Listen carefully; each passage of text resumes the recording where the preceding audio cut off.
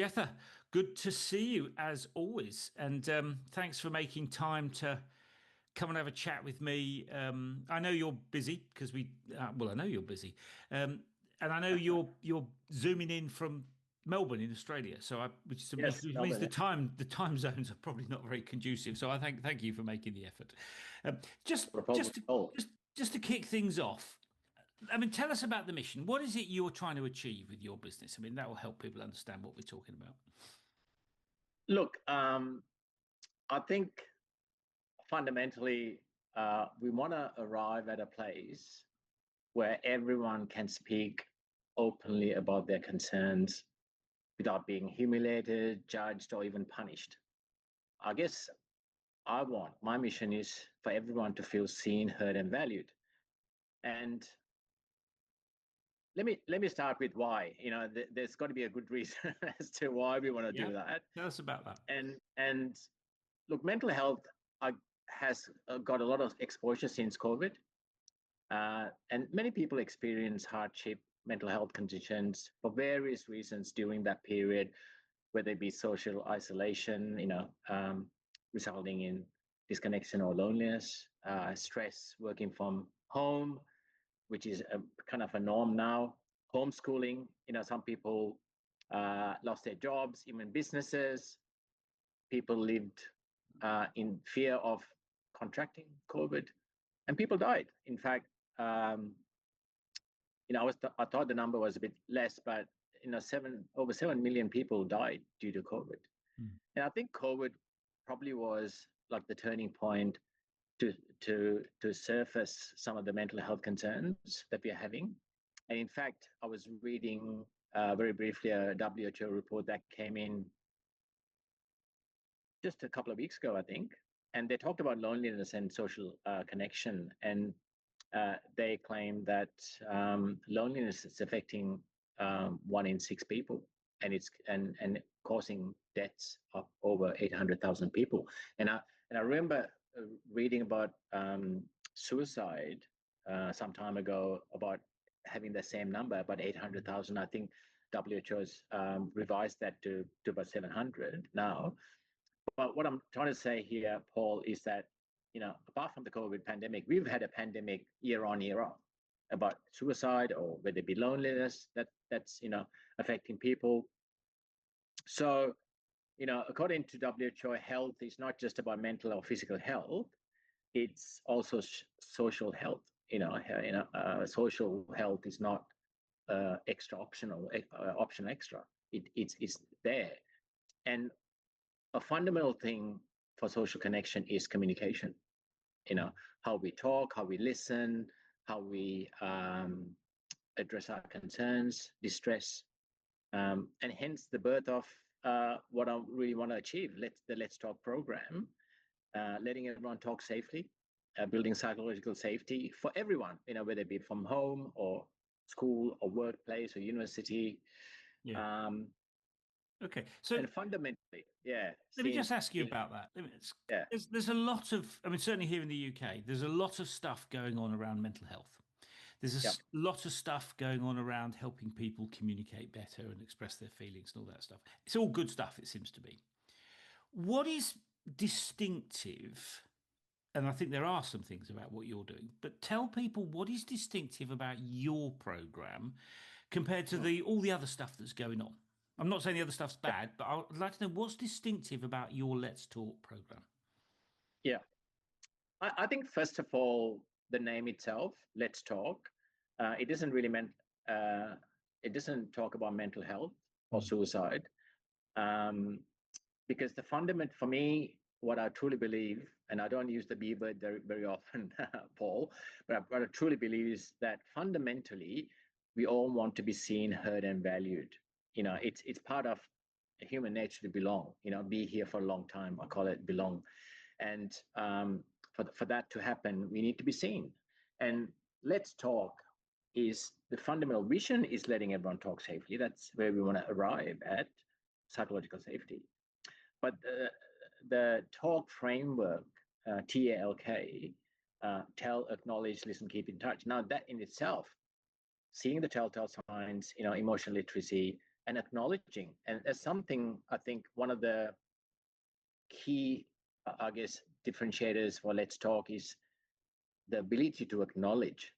Mm. And it sounds really simple, but actually to listen and acknowledge someone, we need to wipe our bugs off our windscreen, our biases, our prejudices, our discrimination, and that is really tough.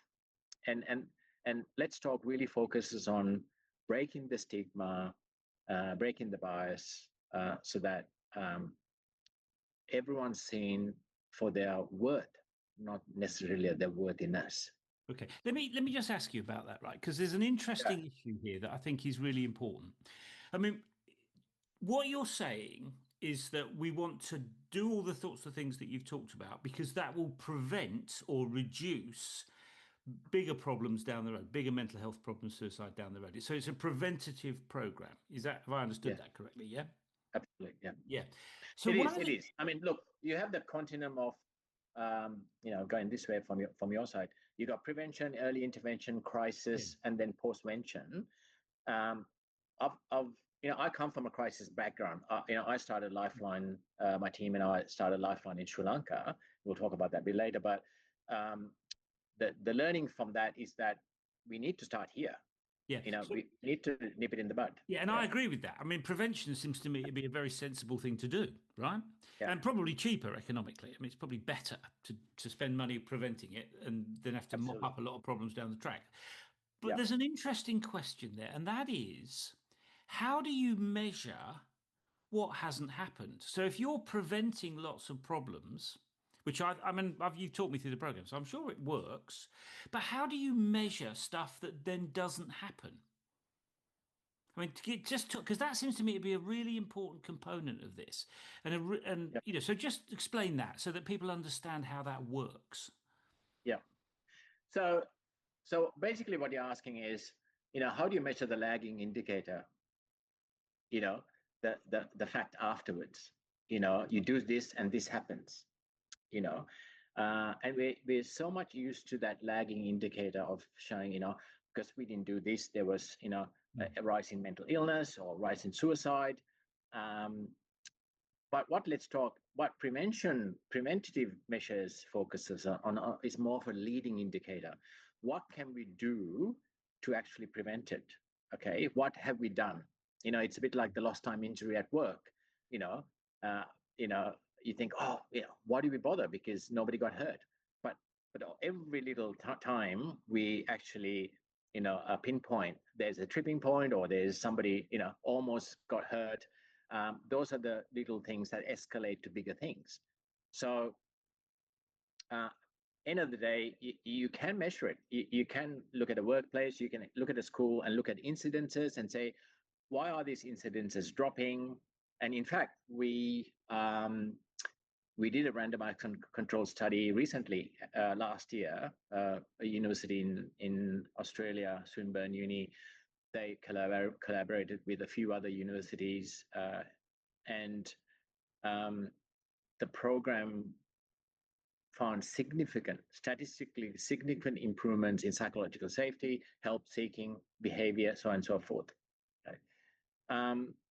And we haven't got the feedback yet from the teachers, but I'm really waiting to correlate that, because end of the day, if the students say this, we want to hear from the teachers to say, well, what have you seen from a teacher's lens? Is that students really improving? So I'm waiting for that research to come back.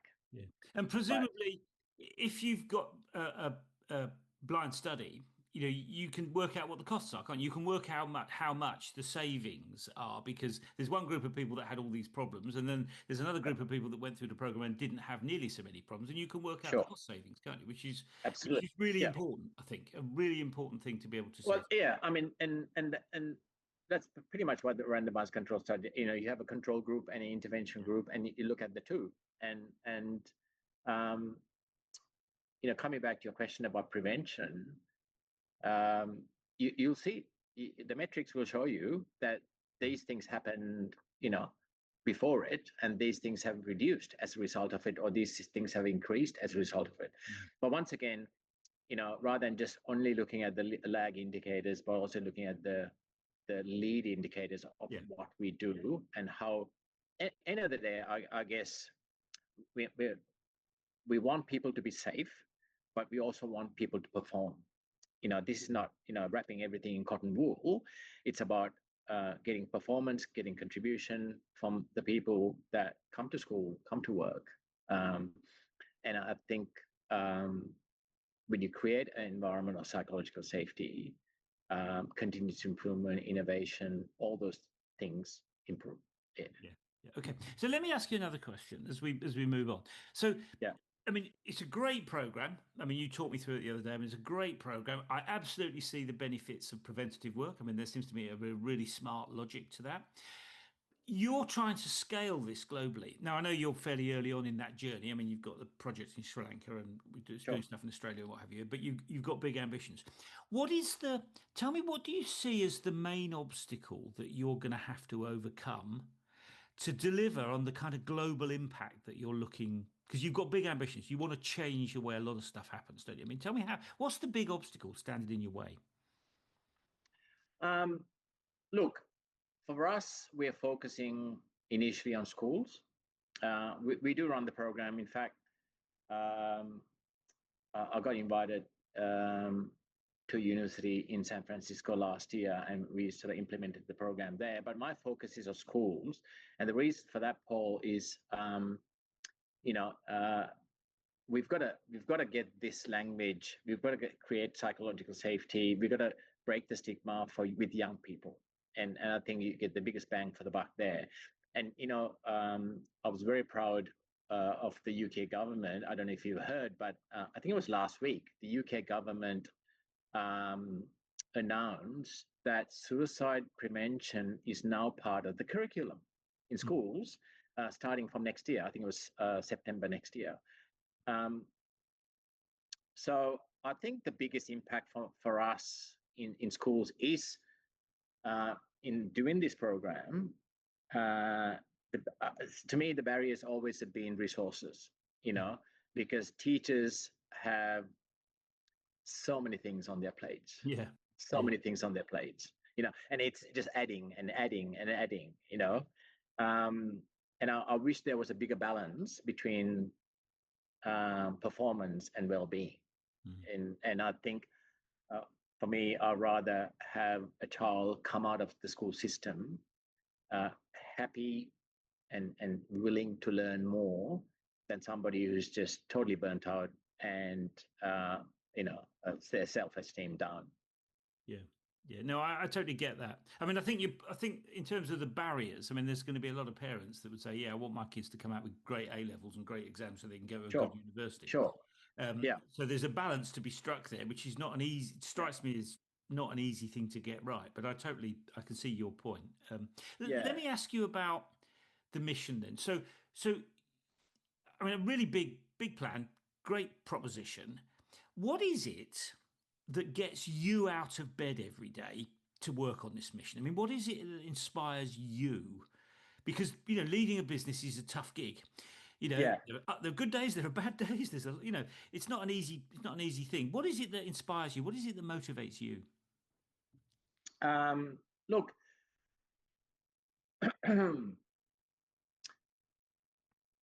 I think you're talking about a little bit of, you know, uh, I think you're trying to talk about purpose here, and I think what gets me out of bed is probably my purpose, um, and that purpose comes, excuse me, from I always say purpose is the intersection of pain and power.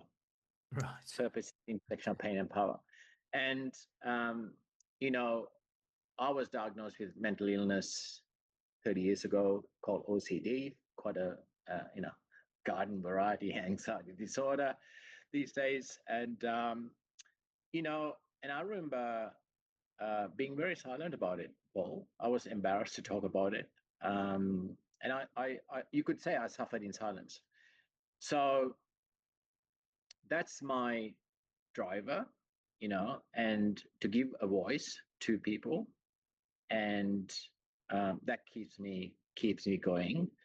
But also having run a foundation for the last 22 years. So um, as you know, we started the foundation in 2003. It's been This is running in for Sri 20 Lanka. in Sri Lanka. Sri Lanka. And that initially started when I walked into a cancer hospital in Colombo, and I found kids and their mothers and dads on the floor, sleeping on the floor in corridors. And when I asked the people there, what are these people doing on the floors? And they said, oh, they're floor patients. What do you mean, floor patients? So, well, they come from, faraway villages, uh, we don't really have much transit home facilities. So they stay in the hospital until their next chemo or radiation therapy sessions. And I said, that's ridiculous. Like you'd never get that at the Royal Children's Hospital in Melbourne. Mm. So what they really needed was a transit home. And then, 5 years later, cut a long story short, we raised $1.6 million and built a transit home. Now, I think that was a really good learning for me because it took time, Paul, and although this is a difficult, challenging, uncertain journey, um, it gives me the confidence that we've achieved something already. Mm. We've already achieved a transit home that's taken kids and their mothers and their dads from the floor to a comfortable bed. Okay, and I'm sure we're saving lives. 15 years ago, we started a crisis support line, Lifeline. We partnered with Lifeline in Australia, took them to Sri Lanka and started the first Lifeline Center. Today, it's the number one crisis support line in the country, or at least we get a lot of calls. And I think just looking back, it just gives me the confidence to keep going forward because it's not what you achieve in a short period of time. It's what it's what we can progress over a long period of time that somebody else can take over. I call it the infinite mindset as opposed to a finite mindset. Yeah. So Yeah. I've learned, I've learned, I've learned a little bit listening to, I think it was Simon Sinek who talked about that. There's somebody else before him as well who The infinite talked game. about infinite games. Yeah. Yeah. But yeah, so that gives me confidence that it's going to happen. Yeah. So let me ask you about your role in this. So you're the person that's driving the whole thing forward. I mean, I know you're Sure. not hands-on in the day-to-day operation in Yeah. Sri Lanka, but you're the person that's driving the program Mm. forward, the foundation. Let me ask you this. How do you kind of cut through the noise, all Yeah. the 101 things that could distract you, Mm. and work out what are the things that you need to do? The one or two really important priorities. I mean, how do you cut through that noise? Yeah. And that was really tough for me, Paul, because I'm like the jack of all trades, right? I want everything today. I want everything, right yesterday, actually. Um, and I've got to mention my dad. Um, in my early 20s, I remember talking to my dad, and I've just, bought a house. I was graduated, and I was talking. I'm pretty sure, can't exactly remember the conversation with him, but I was talking about, oh, I got to do this, I got to do that, we're going to do this, and explaining to him what I had in my mind, and he told me, hemming, hemming. Okay, two words, hemming, hemming, and that in Sri Lankan or Sinhalese means slowly, slowly. Okay, Right. Okay. so I think it kind of annoyed me at the time, but reflecting back after many many many years, he was absolutely spot on. He was absolutely spot on, and for me, um, my role as you know you could call it founder CEO of the foundation, I kind of have two roles at the moment because um, I remember being really hands-on at the start to start the foundation in Sri Lanka. But what I did really well, I think, was to find a dream team in Sri Lanka. I handpicked every one of them um, in line with our purpose. And today, I could get hit by a bus, touch wood, I don't. I'm confident the project in Sri Lanka will continue because the team there is amazing. I'm very hands off at the moment. Yes, there's guidance, there's risk management, there's opportunities that I throw their way, um, but really they're hands on.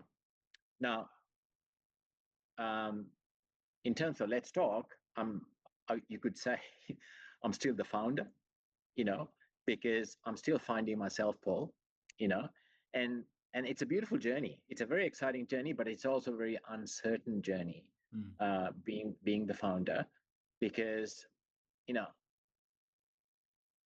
as much as it seems quite simple to run something, run a program that encourages people to talk about their concerns, it's very complex, and it's been tried before, and we still have so much stigma, so much lack of trust, and to talk openly about our stuff. So I kind of play two roles. One of as a founder still, which is kind of exciting and very uncertain, and also like a typical CEO, just from a distance. More of a board member, I'd say, more of a chairman type of role from a distance, but guiding to ensure that we go to the next level. So was there anything about the role that really surprised you, where you perhaps thought, God, I didn't think I'd be doing this at all? I mean, anything like Um, that happen? I guess I don't think my role for the foundation as kind of your typical job role. I didn't, I guess, apply for it, Paul. It just happened because I just couldn't walk away from the kids on the Yeah, floor yeah, yeah. in the cancer hospital. While they were taking going through chemo and radiation. I guess the role took its own shape because I was doing something I wanted to. I was doing something I really loved. It felt like my purpose. It was my duty. Yes, don't get me wrong. There were difficult times, frustrating times, but I guess I wasn't walking this journey alone. I had an amazing team in Sri Lanka. I had an amazing team, and I still got an amazing team in Sri Lanka and in Australia who are dedicated, aligned to the purpose, and also really wanting to make a difference. Um, and so this wasn't a one man show. I had an amazing team both in both countries who absolutely demonstrated the values of the foundation, which is courage to be, I guess, courage to see the suffering, not walk away, compassion to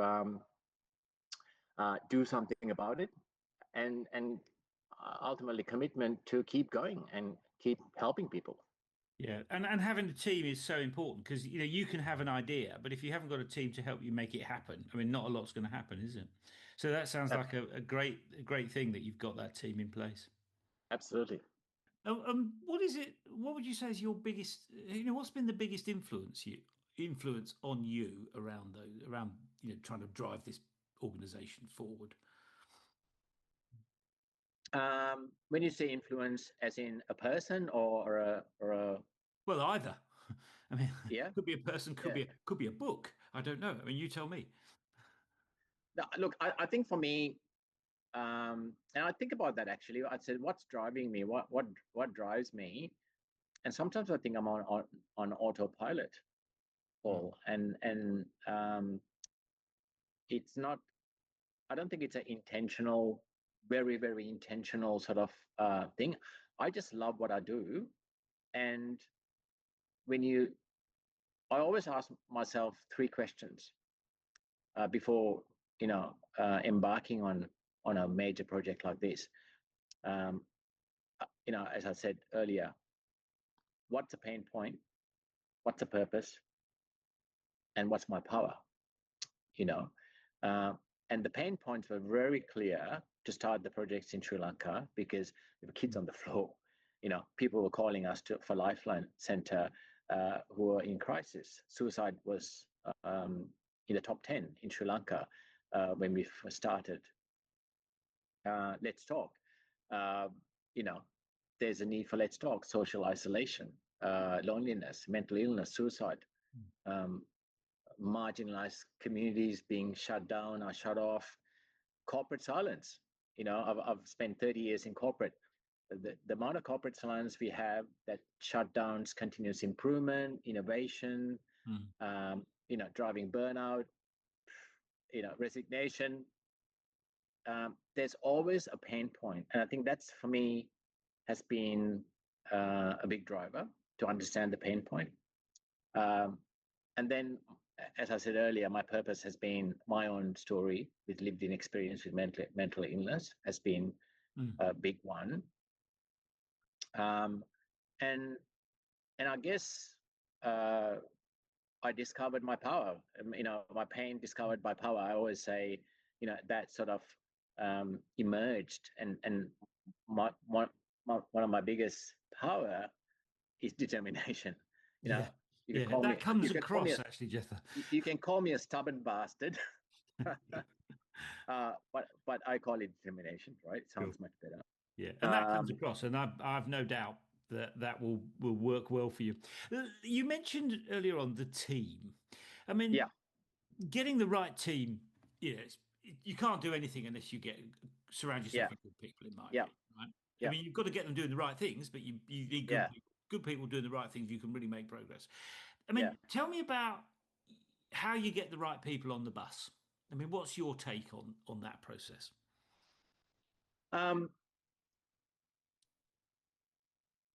I think the biggest thing, if I have to put 3 words to finding a dream team, and maintaining a dream team, not just finding it, is mandate, maintenance, and measurement. Okay, when I say mandate, I mean, am I giving them the power? Am I giving them the authority? The autonomy to do stuff? And I had to do that in Sri Lanka. I live in Melbourne. I had to find a team, and I had to give them the power and the authority. I couldn't be micromanaging them from Melbourne. So I think that's really important. Giving them the direction, giving them the mandate, and touch wood, today I have an amazing team in Sri Lanka. To me, that's not enough. The second thing is, really, can we maintain this team? And this is not ticking the box. I know a lot of corporates. I've worked in corporate for a long time. They tick the box, whether it be salary perks or drinks in the pub or whatever it is. But it's personal, Paul. We say don't take it personally. But if you want a team to live and breathe your dream, you better treat them fairly. You better actually treat them better than you treat yourself, because sometimes you're not very kind to yourself, especially being a CEO, being a founder. You're very harsh on yourself sometimes. But and I think that's really important to ensure that we listen to our teams. And also, the third point I want to make is we need to measure our teams. They say, if you can't measure it, you can't improve it. There's I think made famous by Peter Drucker, management consultant. But I come from a Lean Six Sigma background from a corporate perspective. And for us, if you can't measure it, you can't improve it, you can't innovate it, and you can't understand it. And most importantly, if you can't measure it, you can't bring the people with you. I think that's really important for a team, for a high-performing team, is transparency. Even if the numbers are crap, just being transparent and measuring things really is a motivator. So I think that's really important. Mandate, maintenance, and measurement. I mean, that's actually a very articulate way of putting or stating a quite complicated subject, actually. So I mean, I think that's a really nice little thing you've got there. Let me ask you about the people that you're trying to help. Yep.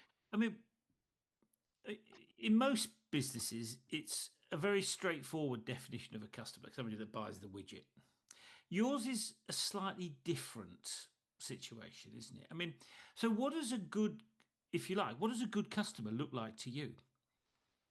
Because it's different from a regular customer, a customer in a conventional business. Well, um, when I just look at the foundation, we've got several customers. We've got customers that are outpatients who stay with us in our transit home in Sri Lanka. We've got customers who call us to our crisis support line, in distress. We've got customers who are, students and teachers and principals in schools that run the Let's Talk program. We've got CEOs and HR managers who run Let's Talk in corporate, you know. Mm. So the customers are very varied. But one thing in terms of building relationships with the customers, but there's certain things that are really common. And for me, the most important thing is to listen to the voice of the customer. And this is something I learned in Lean Six Sigma, VOC, listen to the voice of the customer. We have all different types of customers. And I think it's so important because we get into that trap of, I don't want to say lazy, but predicting, from our own experiences, what the customer wants. And I think, a child who's going through cancer, adult who's going through cancer, and cancer, as you know, have different types of cancers, and they all want different things. Maybe it's in their diet. People call us to the Lifeline Center. We've got 21 reason codes why people call us. Whether it be relationship issues or loneliness or isolation or suicide, and working in schools, I see the challenges teachers have, because you have students, in the spectrum. You have students with varying capabilities and capacities.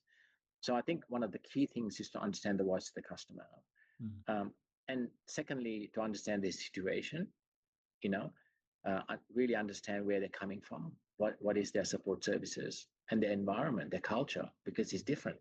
Like, here I am running a program in Sri Lanka. Yes, I was born in Sri Lanka, but I've been in Australia for a long time, and thanks to my team in Sri Lanka, they're running the show there.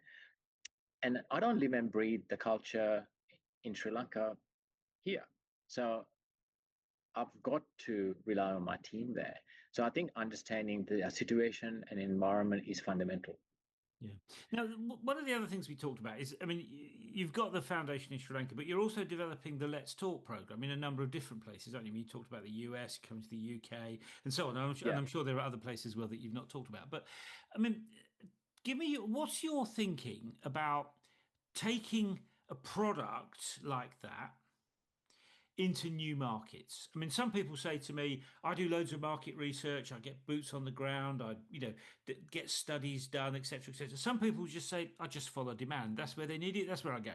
I mean, where are you on that spectrum? What's your take on entering new markets with a product like that, which is it's not a widget, it's not a software product as such? I mean, just give us a sense of your thinking around that. Yeah.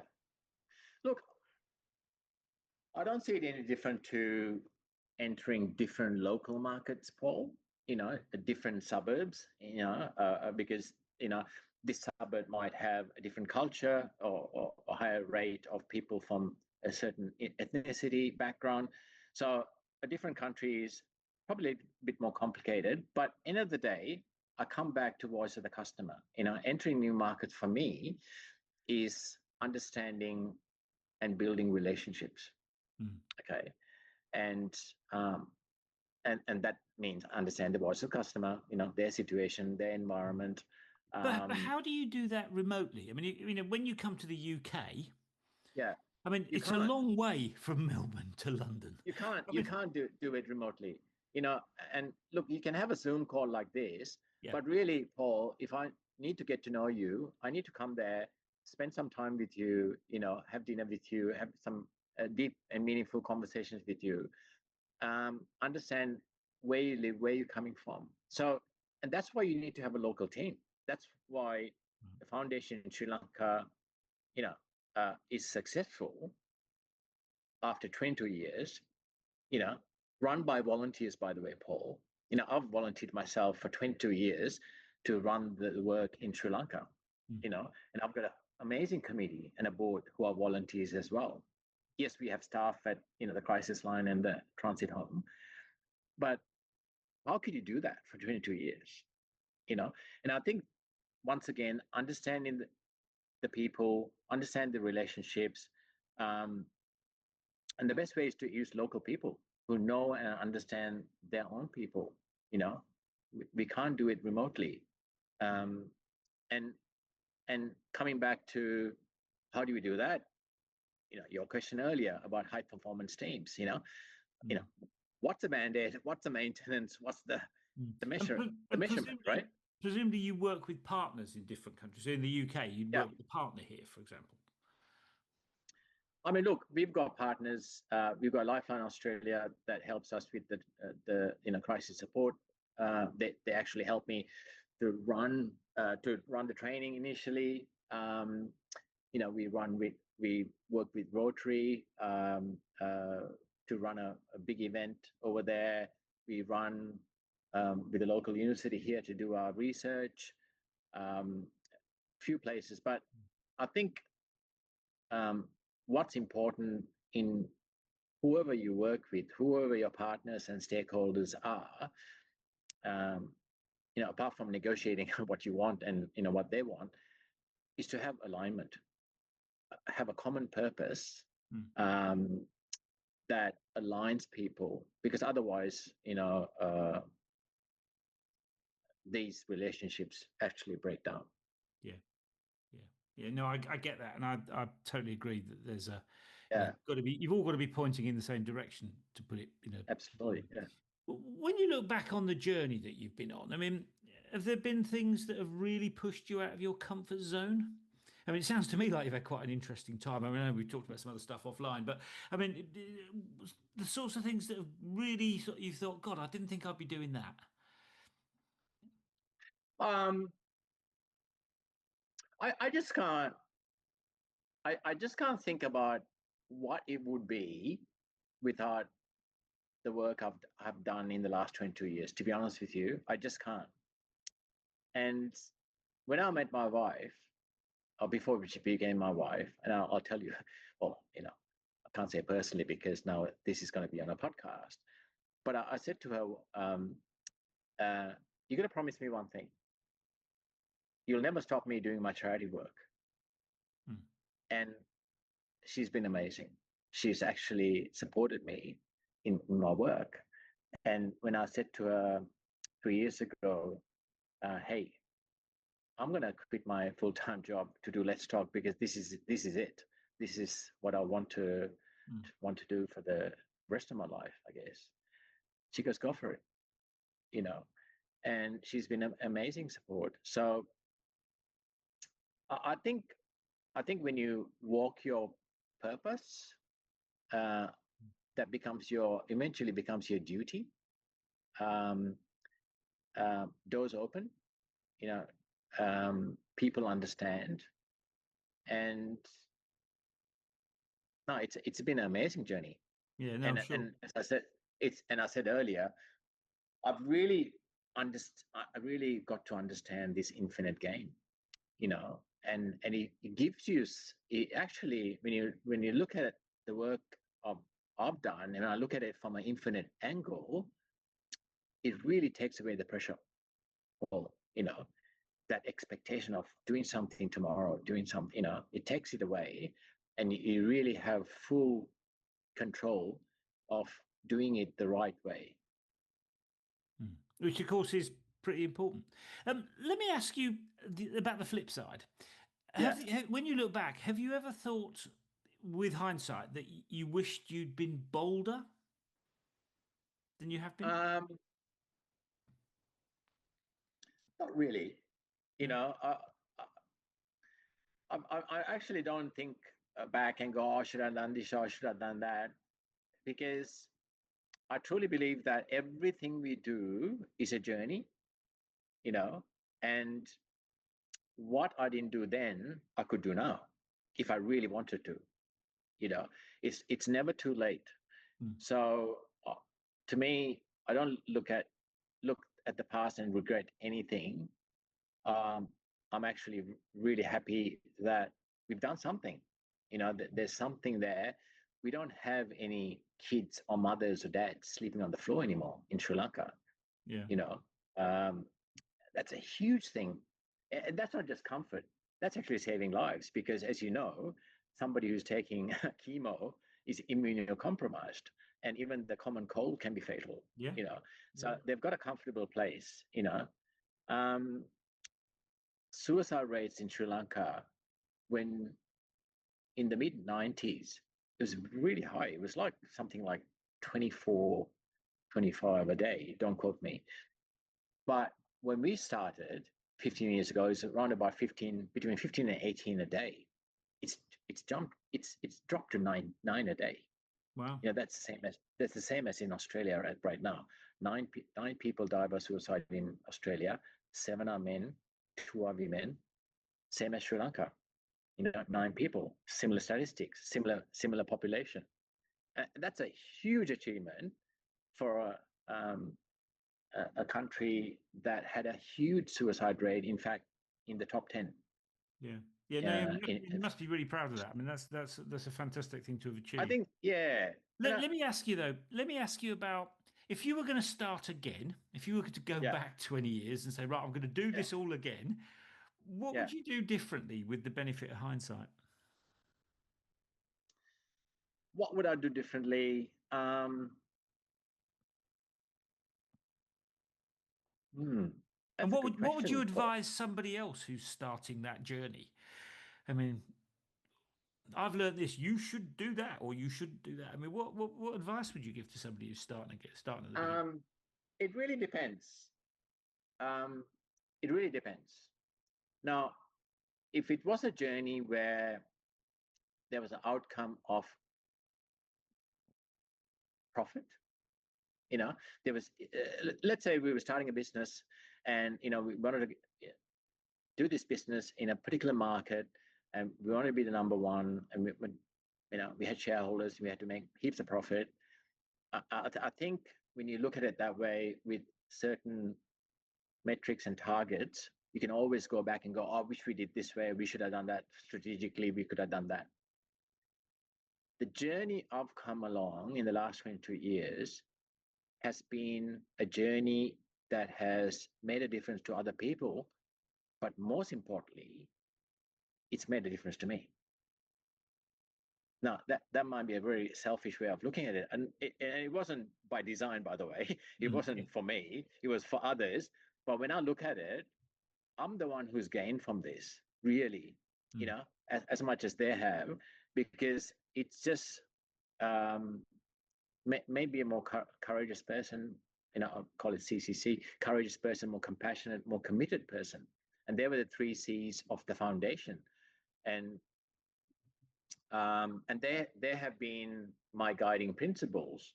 And if you're wondering where the 3 C's came from, they came even before the foundation started in 2003. They came from my journey with mental illness. When I was in bed, even scared to get out and do something, I needed courage.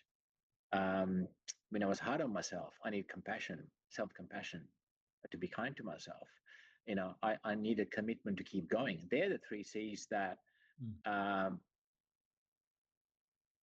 that gave me the guidance to go from power to purpose, right? From pain to power. And in somewhere in the middle, I found a cancer hospital. Somewhere in the middle, I found a lifeline center. It wasn't designed that way. So I think if I have to say anything, people go, oh, what's my purpose? What is it? They scratch their heads and, stress out about it. I think the first thing for me, is to face your pain. Sit with your pain, sit with the discomfort of your pain and let it guide you to find your power. And on the way of finding that power, you'll find a purpose. Mm. And usually that purpose is not about profitability, it's about serving other people, and which becomes fundamentally your duty then. Yeah. So at the moment, I don't feel the work I do, Paul, I don't feel like, oh my God, I have to do it, or I had to get up early, or, I had to sacrifice this or sacrifice that. I don't see it as sacrifice at all. I just see it as the duty. I need to do this. There's no other way. Mm. And that, I mean, Jetha, thank you for sharing that story. I mean, it's a very powerful thing to end on, actually, and very, very important, actually. And you're a witness to the fact that it's how powerful that is, given all the things that you've done, and So thank you for taking a bit of time to come and share that story. And I know you're just in the process of rolling out the Let's Talk program in a whole range of different jurisdictions. So I mean, I really hope that next sort of bit of the journey plays out well, because if it goes well, that should have a really powerful impact on an awful lot of people. So thank you for coming and sharing the story, and good luck going forwards. Paul, thank you so much, and congratulations on the wonderful work you're doing with podcast as well. It's obviously serving a lot of other people as well. So well done to you, mate. Thanks, I appreciate that. Right, see you soon, Jetha. See ya. Bye bye.